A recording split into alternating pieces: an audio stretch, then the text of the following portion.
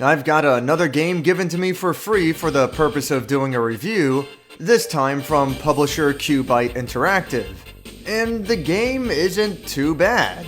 It's nothing big, but hey, it's alright, and it should appeal to a very specific niche audience.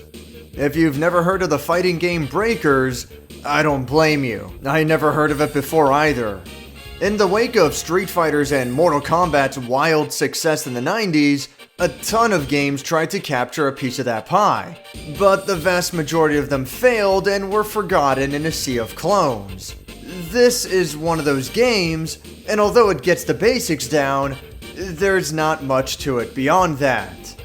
Breakers Collection includes both the original game and its sequel, Breakers Revenge, although calling it a sequel is pretty disingenuous.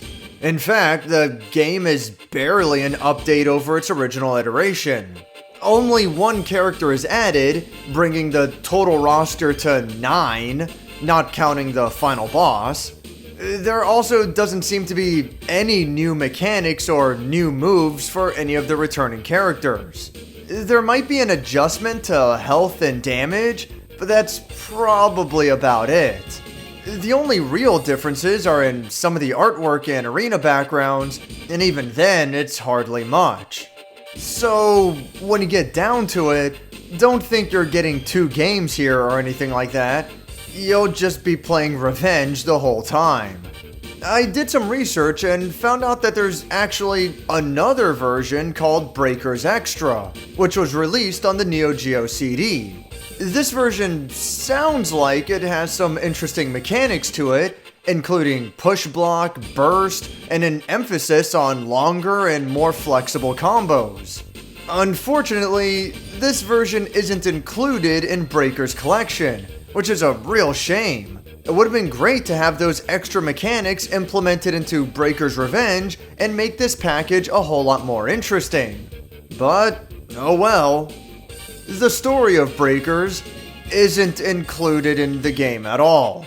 The most you'll get is from each individual character's ending, and that's about it. I had to look it up online. There's a short backstory that was in the manual of the home console release. Some evil spirit took over the body of the strongest martial artist in the world, and now he's hosting Fist, the Fighter's Instinct Tournament. Each character has their own little motivations and whatever, but there's not really much to it. Although the translation can be hilarious. I ate the spirit of your brother to make it my blood and flesh. It was really delicious. Oh, that's rich. So yeah, there's not much in terms of story, but that's fine. Fighting games are rarely known for that anyway. The rest of the presentation isn't too bad. The graphics are nice and the music is good.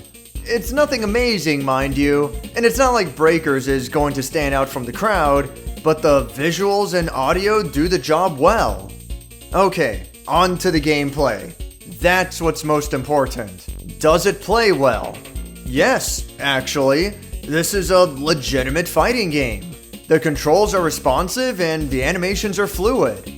I could never really get into Street Fighter 2, for example, because it always felt so stiff. Special and super commands had such a strict timing and input window.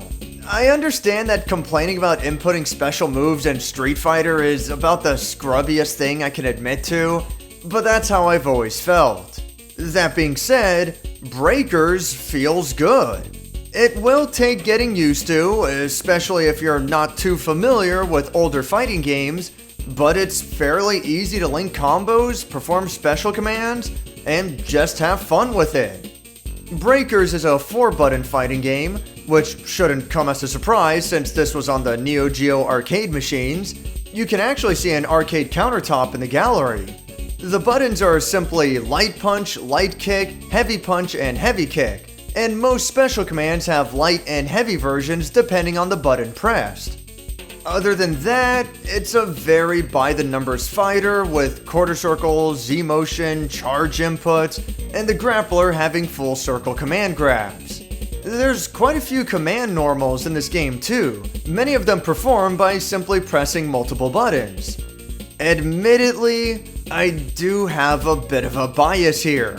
Believe it or not, this game features Mei from Guilty Gear. Like, seriously, Rila is basically Mei. Charge motions that send you flying to the opponent, with a heavy version providing a knockdown and a light version being neutral on block, as well as the simplest moveset. I feel great with this character, and she's a big reason why I find this game to be a lot of fun.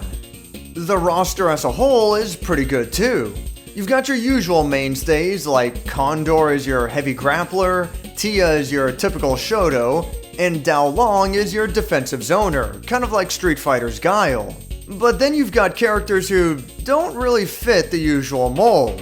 Allison III is just weird as hell, with awkward movements and teleportation shenanigans. Morel might seem straightforward at first, but he's got some absurd moves, like this simple command normal that's a massive body slam. Even the more well-rounded characters, like Sho and Saizo, have fairly different playstyles, and you should be able to find someone that you like. While the roster is very small, every character is very different from each other.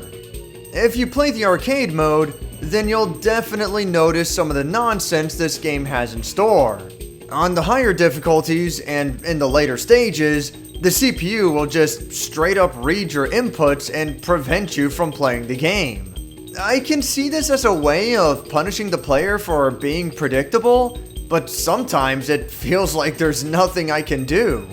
It's pretty obnoxious, and you'll need to rely on some luck and plenty of continues if you're planning to beat the game on the hardest difficulty. The final boss is especially absurd, with plenty of high damaging combos and quick special commands. In fact, if you look at his move list, it's entirely command normals, even the super moves, so he can do everything instantly and from a standstill. It's so ridiculous. By the way, I appreciate the option to have each character's move list on screen while playing the game. It's a great little feature that goes a long way to helping newer players get used to the game while they play. Of course, it's no substitute for training mode, and this one's not bad at all. The usual stuff is here, like damage information, dummy options, and manual recordings. It even shows the hitboxes, although, as you can see, they're pretty ugly, but hey, it's better than nothing. It's not the best training mode out there, but I appreciate all the options available for such an old game.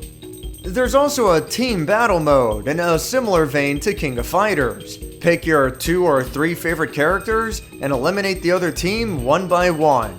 It seems this was specifically developed for Breaker's Collection, complete with a snazzy looking character select screen. It's a nice addition, although it's unfortunately not playable online. But oh boy, let's talk about the online play.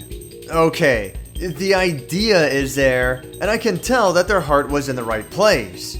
There are plenty of quality of life features that I wish were standard in more fighting games, like a wired or Wi-Fi indicator, and it shows how many players are in each online mode, between ranked, casual, and lobbies. You can play against the CPU while you wait for your opponent too. It's also using the tried and true GGPO netcode. And if that wasn't enough, it even has rollback netcode and crossplay against PC players. This all sounds awesome. Let's see it in action.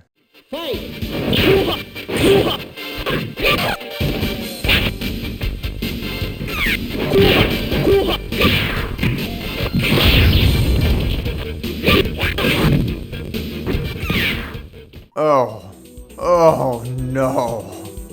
Now, to be fair, it's not like I have a friend who owns this game so I can properly test the connection quality versus the distance between us. More importantly, however, this game is not popular at all, which really shouldn't come as a surprise. I don't know where my opponents are coming from, but literally 95% of these matches are unplayable. And that's if I find anyone at all. It would be a miracle for the ranked matchmaking to show even 10 players worldwide online at once. It pains me to say this, But unless you have a friend who is also into breakers, the online matchmaking is just worthless. You're not going to be able to play a real match against strangers at all. That is, if you do find anyone. So, with all that being said, I can't really recommend breakers for a couple of reasons. First and foremost, again, the online is practically worthless. It is what it is. But let's say you just want to play it offline, locally with buddies. Well, in that case, yeah, breakers actually isn't too bad. But when you're looking at it from that angle, let's see what's the competition of classic fighters on modern platforms. There's no Guilty Gear X2 for PS4, which is lame, but hey, the original Guilty Gear is only $10 and that ain't so bad. Then there's Last Blade 2, another really fun and accessible fighting game with fantastic visuals and music. If you're looking for something that's a little more well-known, there's stuff like Garo Mark of the Wolves or the Capcom Fighting Collection. And that's nothing to say of modern fighting games, like Guilty Gear Strive and Grand Blue Fantasy Versus, which are pricier, sure, but you're getting a hell lot more out of it than what Breakers can provide. All of this isn't to say that Breakers is a bad game, because it's not, and I'm surprised at how much I enjoy it. But between the lack of features, for example, a more in-depth tutorial and maybe a combo challenge mode would go a long way to adding value. And the online play is just, I don't know what to tell you. But if you're okay with a more bare-bones fighting game, or you're a fan of Breakers and you've been waiting for a release on modern platforms for whatever reason, then yeah, it's pretty good. There's just not much to it is all, and really, you're probably better off just emulating it on PC using Fightcade or something. The netcode would probably be better too. Thanks for watching my review on Breakers Collection.